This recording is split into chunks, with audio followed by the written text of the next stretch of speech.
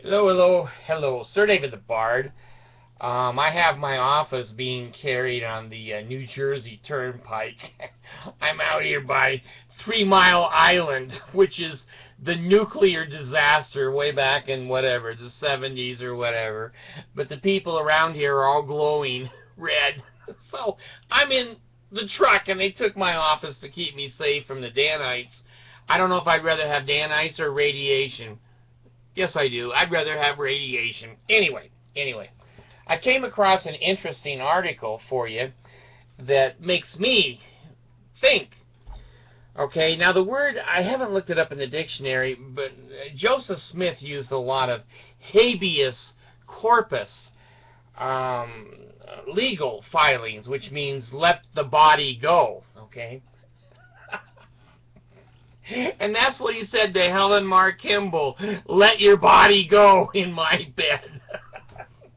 And Nancy Winchester was just getting out. The sheets were still wet. Anyway.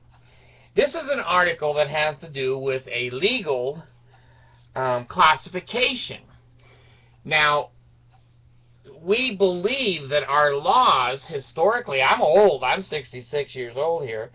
We believe our laws are for human beings. Well, we have a lot of laws that if you abuse an animal, don't feed it, beat it up, whatever, it can be a felony in the state of Utah. Now, here in New Jersey, I don't know if it's a felony, but there's laws in our country that protect animals. Well, there is an animal group in New York City that have decided to sue.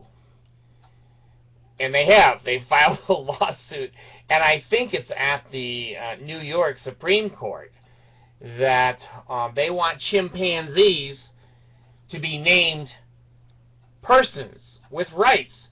They're not people. You know, I thought the same thing when I heard it. Yeah, that's bullshit.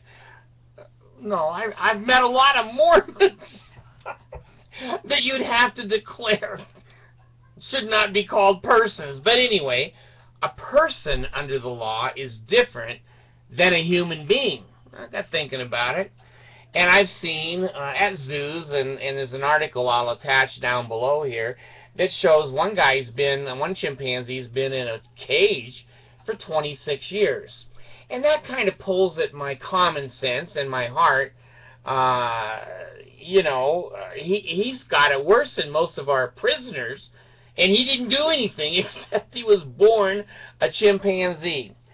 So, this monkey business is beyond me. I don't know which way I would go, but I certainly would go that these animals should not be treated by putting them in a cage. Now, one of the universities, please read the article, said that in their research, there's new techniques now that they don't need to employ chimpanzees. You know, I'd rather be employed as a McDonald's worker than employed as being cut up or shocked or torn apart and go, gee, you know, how quick does a chimpanzee die? So they called it, they didn't call it an experimental animal. They said they don't need to seek their employment. Jeez. How much do you pay a chimpanzee when you're going to rip his arm off and measure how loud does he cry? Well, anyway, take a look at the article and see if you agree with this monkey business. I'm inclined to say putting an animal in a cage with a high intelligence like a chimpanzee is a little cruel, if not a lot cruel. And he may not be a human being, but there's a lot of Homo sapiens walking around that I've met, and they're not a human being, and they're fully protected under the Constitution. So the habeas corpus asking the court to release his body, hell, if Joseph Smith could monkey around with it, why can't the chimpanzee population monkey around with the old habeas corpus? Thanks.